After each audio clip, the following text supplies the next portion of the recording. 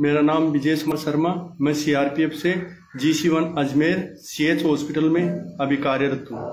मैं मेरी बेटी को 22 जुलाई को अजमेर CH हॉस्पिटल में डॉक्टर साहब को दिखा के उन्होंने जांच के लिए मेरे को रेफर किया नारायणा हॉस्पिटल में।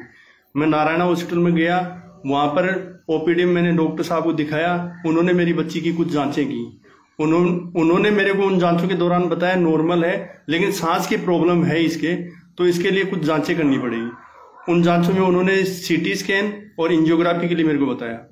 उन्होंने बोला अगर सैटरडे को आप एडमिट हो जाते हो तो आज शाम को आपकी CT स्कैन करवाई जाएगी। तो मैंने सैटरडे को ही मेरी बेटी को एडमिट कर दिया। उन्होंने शाम को CT स्कैन कर ली। CT स्कैन के उपरांत शाम को डॉक्टर जब ड्यूटी पे आए नाइट में, तो मैंने उनसे पूछा भाई CT स्कैन में क्या कोई दिक्कत आई है? बोला नहीं, नॉर्मल है। उन्होंने बोला एक एंजियोग्राफी और होगी। तो बोला कल तो संडे है, संडे को डॉक्टर साहब आएंगे नहीं, मंडे को एंजियोग्राफी होगी।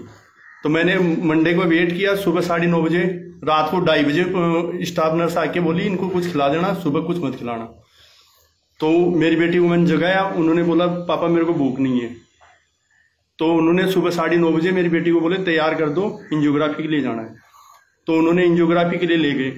इससे पहले वार्ड में बच्चे एडमिट और भी थे। उन्होंने पूछा भी, मेरी बेटी को वार्ड में कोई ट्रीटमेंट नहीं किया गया, मेरी बेटी बिल्कुल नॉर्मल थी।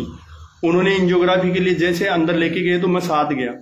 तो मैं जैसे ही साथ गया तो मेरे को बताया गया कि आप 15 से 20 मिनट बाहर वेट करो, अभी एंजियोग्राफी हो जाती है। तो उन्होंने ट्रॉली लेके आए। मेरी बेटी ट्रॉली पे नहीं गई, वो पैदल चल के गई है, हंसती हुई अंदर गई है एंजियोग्राफी के लिए। जैसे वो एंजियोग्राफी के लिए गई है, मैंने आधा घंटा वेट किया। आधा घंटे बाद में मैं अंदर जाके मैंने पूछा कि भाई मेरी बेटी की एंजियोग्राफी होनी थी, हो गई क्या? बोला अभी चल रही है। फिर मैं आर के बाहर बैठ गया। फिर मैं आधा घंटे बाद में, हर बार आधा घंटे में जा रहा था, मेरे को कोई संतुष्टपूर्ण जवाब नहीं दिया। उन्होंने इतना ही बोला कि एंजियोग्राफी चल रही है। तो मैं 3:30 से 4 के बीच में मेरे पास में कंपाउंडर साहब आए, बोले आपको डॉक्टर साहब बुला रहे हैं।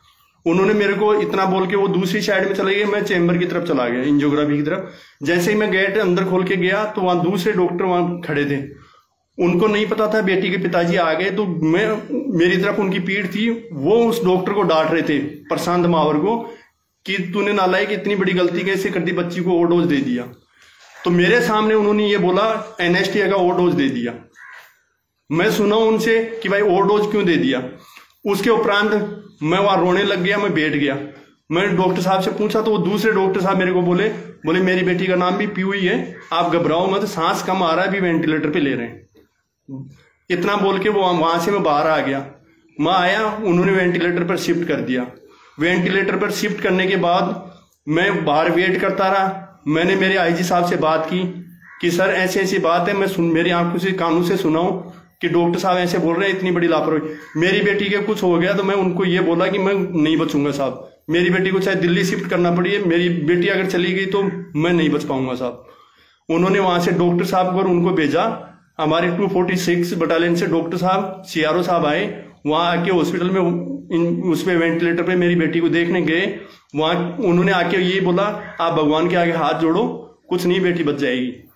मैं वहां मंदिर में गया, आरती किया, वहां से चन्नामृत लाके मेरी बेटी के होठ के लगाया। मेरी बेटी ने अंदर नहीं लिया। मैं बाहर आ गया। बाहर आके मैं मैसेज कर उनको बाहर ले गया। बाहर लेके रूम पे, वहां सामने हमने रूम लिया था, वहां छोड़ने गया। मेरी वाइफ एकदम उदास हो रखी थी। मैं जैसे ही छोड़ के आया, वहां मैं उनसे बातें करने लग गया। 11:50 में मेरे पास में हॉस्पिटल से फोन आता है कि आप पीयू के पिताजी बोल रहे हैं। मैं बोला हाँ। तो मैं जैसे ही हॉस्पिटल में गया, चारों तरफ के गेट बंद के लिए पुलिस प्रशासन ने पहले बुला रखी थी उन्होंने। जैसे ही मैं गया, मेरे को अंदर जाते ही मेरे को बोले आपकी बेटी के 2 बार हार्ट अटैक आ गया और नहीं बच पाई, आप बिल पे साइन कर दो और डेड बॉडी ले लेना। मैं चुपचाप बाहर आ गया। मैं आके एकदम टूट गया था। मैं, मेरे भैया और मेरे साथ थे। उन्होंने बोला अपन थाने में चल के कंप्लेन करेंगे। हम सुबह 6:30 बजे प्रतापनगर थाने में चले गए। वहां हमने एप्लीकेशन लिखित में दी है और वो एप्लीकेशन भी मेरे पास में है।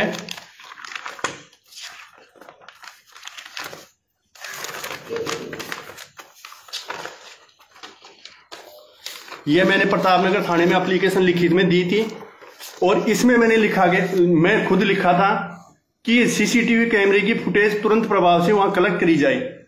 लेकिन मेरी कोई सुनवाई नहीं किया और 10:30 बजे के आसपास हॉस्पिटल से फोन आता है कि पीयू के पेरेंट्स यहाँ हल्ला कर रहे हैं, डेड बॉडी नहीं ले रहे, जबकि इसमें पुलिस थाने में जो मौजूद थे वो गवाह हैं, उनकी फोन डिटेल निकाल सकते हैं। हम सब थाने में बैठे थे उस टाइम, हॉस्पिटल में कोई नहीं था। और ऐसी ही सूचना मेरे उच्च अधिकारी आईजी साहब श्री विक्रम सिंह सहगल साहब को भी दी गई कि यहाँ परिजन हल्ला कर रहे हैं, डेड बॉडी नहीं ले रहे। तो इससे प्रतीत होता है कि हॉस्पिटल की क्या चालबाजी थी इसमें। दूसरी चीज, मैंने कंप्लेन देने के बाद में मैं सीधा पुलिस के पास गया हूं। पुलिस वहां से डेड बॉडी कलेक्ट करके वहां पर तुरंत जयपुरिया हॉस्पिटल में उन्होंने पोस्टमार्टम के लिए लेके गए हैं और पोस्टमार्टम किए। मेरे को यह बताया गया था कि 7 दिन में आपको पोस्टमार्टम की रिपोर्ट मिल जाएगी। अभी तक मेरी बेटी के मेरे को कोई भी कागज हॉस्पिटल द्वारा, पुलिस प्रशासन द्वारा मेरे को ज्ञात नहीं कराया गया है कि उसमें मेरी बेटी का कोई भी कागज हो, मेरे को अभी तक नहीं दिया गया। न मेरे को पोस्टमार्टम की रिपोर्ट दी जा रही है और मेरी एप्लीकेशन के ऊपर एक फॉर्मेलिटी के तौर पे पुलिस थाना प्रतापनगर ने ये मर्ग दर्ज की है आईपीसी 174 के तहत। इतनी बड़ी लापरवाही में एक सीआरपीएफ का जवान जो देश सेवा में है, उसकी बेटी के साथ में इतना बड़ा हादसा करने के बाद इतने आराम से वो डॉक्टर सब जगह अपने काम कर रहे हैं और मैं एक दर भटक रहा हूं न्याय के लिए। ये एफआईआर की जगह मेरे को मर्ग दर्ज करके ये कागज मेरे हाथ में दिया है पुलिस प्रशासन ने। जबकि मेरा गुनाह क्या था, मैंने सीआरपीएफ के सीएच हॉस्पिटल अजमेर से मेरी बेटी को दिखाया हूं, उन्होंने मेरे को रेफर किया है और वो रेफर लेटर ये है। आज तक मेरे डिपार्टमेंट ये नहीं पूछा इसकी बेटी के कागज कहां है। दूसरी चीज, उन्होंने ये भी ज्ञात नहीं करने की कोशिश की कि इसकी बेटी किस वजह से खत्म हुई। आज मैं ये पूछना चाहता हूं, मैं हर आदमी को ये बताना चाहता हूं कि इतना राजनीति का प्रेशर राजस्थान में होने के नाते मेरी बेटी को न्याय नहीं मिल रही, मैं दर दर भटक रहा हूं। और मैं माननीय प्रधानमंत्री जी अशोक गहलोत जी, मुख्यमंत्री जी अशोक गहलोत जी, अमित शाह जी गृह मंत्रालय, हर जगह मैंने ऐसी कोई जगह नहीं छोड़ी जहां मैंने लेटर नहीं भेजा हो। ये मेरे स्पीड पोस्ट की रिसीव्ड कॉपी है। मैंने Rajasthan secretary IGP Rajasthan sector को भी भेज रखा है, director Narayana hospital multi specialist को भी भेज रखा है और राजस्थान पुलिस को भी भेज रखा है, डीजी साहब को, माननीय गृह मंत्री भारत सरकार को भी भेज रखा है, माननीय प्रधानमंत्री जी को भी भेज रखा है और संपादक महोदय जी को भी भेज रखा है।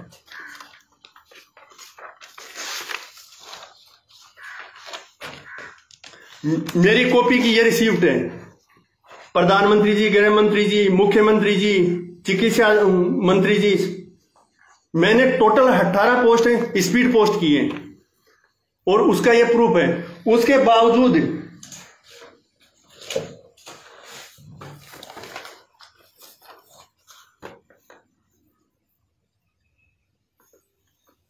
चिकित्सा मंत्री भारत सरकार को भी मैंने स्पीड पोस्ट किया है और मेरी सहायता के लिए मैं आदरणीय